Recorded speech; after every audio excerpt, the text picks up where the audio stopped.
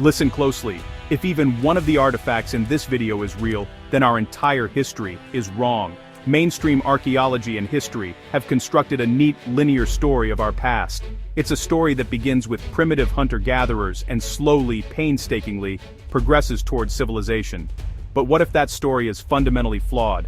What if, scattered across the globe, there are clues, locked away in stone and clay, that tell a completely different tale?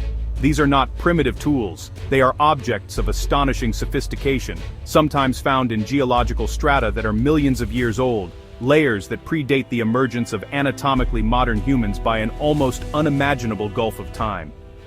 These objects, these so-called out-of-place artifacts, show undeniable signs of intelligent design, of artistry and technology that simply should not exist in the deep past.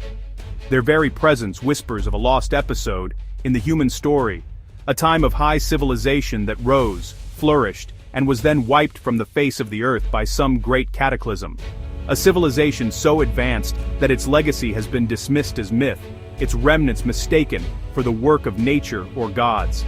The evidence, I believe, is overwhelming. It suggests that our civilization is not the first. We are a species with amnesia, struggling to piece together a past far grander and more tragic than we can imagine.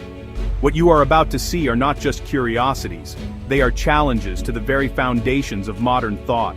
They are echoes of a forgotten world, a world that ended so catastrophically that almost all was lost. But not everything. The survivors, scattered and traumatized, passed down fragments of their knowledge, which became the myths and legends of our ancestors. We are not the beginning of human history. We are the second chapter of a much older story. And honestly, it's time we started reading it. In 1889, in a place called Nampa, Idaho, a routine well drilling operation stumbled upon something extraordinary. As the steam-powered drill churned through layers of sand, gravel, and clay, it brought to the surface a small object from a depth of over 300 feet. This was no ordinary rock. It was a perfectly formed figurine, a tiny human figure crafted from baked clay. The detail was remarkable. A distinct head, broad shoulders, and clearly defined arms and legs. It was an object of art, of intelligent and deliberate creation. But there's a problem, a very big one. The geological layer from which it was recovered, the Glens Ferry Formation, is dated by geologists to the Pliocene-Pleistocene boundary. We're talking about an age of roughly 2 million years, according to every textbook, every university lecture. Anatomically modern humans, Homo sapiens, did not exist 2 million years ago. In fact, our more primitive ancestors like Homo habilis were only just beginning to experiment with the crudest of stone tools. The idea that someone, 2 million years ago, could model a clay figurine and fire it with this level of skill is considered an impossibility. Mainstream science was quick to dismiss the find. It had to be a hoax, they said, or it must have fallen down the borehole from a higher, more recent layer. Yet the well's foreman, M.A. Kurtz, was adamant. He described how the object was found embedded within a clay ball brought up by the sand pump, ruling out the possibility of it falling from above. The figurine itself shows clear signs of age, with coatings of iron oxides consistent with its long burial. It's a direct contradiction to the established timeline, so we are left with a stark choice. Do we accept the comfortable story and dismiss the evidence, or do we dare to ask the uncomfortable question? If the Nampa figurine is genuine, then a sophisticated, artistic human presence existed in North America millions of years before it was thought possible. This single tiny object has the power to shatter the entire paradigm of human origins. It suggests a history so deep, so ancient, that we have forgotten it ever happened. It is a ghost from a lost world. On the coast of New Zealand's South Island lies a beach of strange and otherworldly beauty. Scattered along the sand are enormous, almost perfectly spherical boulders, some measuring up to 3 meters in diameter. These are the Moeraki boulders. Geologists offer a comfortable explanation. They are septarian concretions formed by the gradual precipitation of calcite around a nucleus over millions of years, slowly hardening within the surrounding mudstone before being exposed by coastal erosion. It's a neat, tidy theory that fits neatly into their models. But does it fit the evidence? When you stand among these giants, you can't help but feel a sense of unease with the official story. The sheer number of them, their consistent sphericity, and their arrangement along the coastline feels deliberate. It feels like more than just a geological accident. The local Maori people have their own explanation, one that speaks not of geology, but of history. Their legends say the boulders are the petrified eel baskets, gourds, and calabashes that washed ashore from the wreck of the Aratiuru, a great ancestral canoe that brought their forebears to New Zealand. Is this just a charming folk tale to explain a natural wonder? Or is it something more? Is it a distorted memory, a fragment of a true story passed down through countless generations, an echo of a cataclysmic event that befell an ancient seafaring people? When we look globally, the mystery deepens. Similar spherical stone formations are found all over the world, in Costa Rica, in Bosnia, in Russia. Are we to believe that identical, highly unusual geological processes occurred in all these disparate locations? Or are we looking at the scattered remnants of a single global phenomenon? The official narrative demands that we see these as natural formations. But what if they are not? What if the Maori legend holds the key? Perhaps these are not natural concretions, but artifacts, the product of a lost technology, a form of ancient concrete or geopolymer, evidence of a people who could craft stone on a monumental scale. The legends speak of them as containers. What if that's exactly what they were? The Moraki boulders challenge us to consider that ancient myths may be a more reliable guide to our past than modern geology. High in the Bolivian Andes, at an altitude of nearly 13,000 feet, lie the ruins of a city that, honestly, just defies explanation. Tiahuanaco, among its enigmatic structures, stands one of the most remarkable artifacts of the ancient world, the Gateway of the Sun. Carved from a single massive block of andesite stone weighing an estimated 10 tons, it is truly a monument to a lost science. Mainstream archaeologists attribute Tiahuanaco to a culture that flourished between 300 and 1000 AD. But, the evidence on the ground tells a much older story. Look at the precision. The carvings that adorn the gateway are breathtaking. In the center is the so-called staff god, a figure clutching what appear to be thunderbolts, flanked by rows of winged attendants. These are not crude peckings, they are intricate, low-relief carvings executed with a level of skill and geometric precision that honestly is just baffling.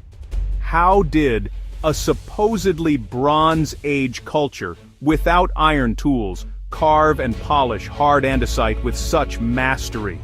The stone itself had to be transported from a quarry miles away, across difficult, mountainous terrain. The logistics are, staggering. But the true mystery lies in what the gateway depicts. Scholars like Arthur Poznansky, who spent decades studying Tiahuanaco, argued that the gateway is not just art, but a sophisticated solar calendar, a stone almanac. The iconography, he believed, encodes profound astronomical knowledge, tracking solstices, equinoxes, and the movements of the heavens with an accuracy that seems, honestly, impossible for its supposed age. Poznansky even went so far as to date the site to 15,000 BC based on its astronomical alignments, a date that mainstream archaeology dismisses as, frankly, ludicrous. Yet the questions remain. Where did this knowledge come from? It doesn't appear to have developed locally. It arrives at Tiahuanaco fully formed, as if inherited from a much older, more advanced predecessor. The Gateway of the Sun stands as a silent testament to a forgotten epoch of scientific and engineering prowess. It's a message from the past, written in a language of stars and stone, telling us that a highly advanced civilization understood the cosmos and could manipulate monumental blocks of stone with an ease that, honestly, we can barely comprehend today. In a field near a housing estate in West Dunbartonshire, Scotland, lies one of the most significant and mysterious Neolithic artifacts in all of Europe. But you can't see it, it's been deliberately buried under several feet of soil.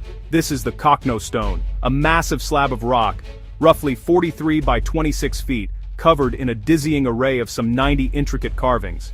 These are not random doodles, they are complex geometric patterns, spirals, concentric rings, and cup and ring marks. A symbolic language that, honestly, we have utterly failed to decipher. Dated to around 5,000 years ago, the stone is a puzzle. What was its purpose? The official theories range from a piece of territorial art to a star map, charting the cosmos. Some suggest the spirals and rings represent life, death, and rebirth. Others see constellations and astronomical events. The truth is, nobody knows. The people who carved this magnificent stone panel left no Rosetta Stone, no key to unlock its meaning. All we have is this sprawling, silent message from the remote past. The story of the stone's modern life is almost as mysterious as its origins. After being rediscovered and studied in the late 19th century, it suffered from vandalism. People walked on it, even carved their own names into it. To protect it from further damage, in 1965, archaeologists from the University of Glasgow made the controversial decision to bury it. A profound piece of our history, a direct link to the minds of our 5,000-year-old ancestors, was deliberately hidden from view, deemed too important to be left exposed. Only recently has it been temporarily uncovered for study using modern three-dimensional imaging technology, allowing us to see it in its full glory without touching it. But the act of burying it speaks volumes. It's an admission that we don't know how to properly care for these messages from the past. More than that, it feels symbolic of our entire approach to history. We are confronted with evidence that doesn't fit our narrative. With knowledge we don't understand, and our instinct is to bury it, to hide it away. The Cockno stone points to a forgotten chapter of human knowledge, a sophisticated symbolic system that flourished thousands of years ago and has since been lost to time. The Nampa figurine, the Moeraki boulders, the Gateway of the Sun, the Cockno stone. These are not isolated curiosities. They are part of a global pattern of evidence that the story of our past is, honestly, incomplete. These artifacts, and thousands more like them, are the footnotes and appendices of a lost volume of human history. They are the awkward facts that are ignored and dismissed because they threaten the comfortable consensus. But the evidence will not go away. It waits patiently in museum basements, in forgotten fields, and in the bedrock beneath our feet. It waits for a generation of investigators brave enough to look at it without prejudice, to ask the questions that have been forbidden for too long. I've spent more than 30 years of my life traveling the globe, investigating these mysteries, and connecting the dots that mainstream academia refuses to see. I don't do it for myself. I do it because the story of humanity deserves to be told in its entirety, not just the sanitized, simplified version we are given. All for you. We are a species with amnesia. These artifacts are the clues that can help us recover our lost memories. They force us to confront the possibility that we are not the pinnacle of creation, but the inheritors of a world that was once home to a civilization far older, and in some ways, far more advanced than our own. We must have the courage to face what the evidence is telling us. We must have the courage to ask the ultimate question. If these artifacts are real, then who were we before we were human?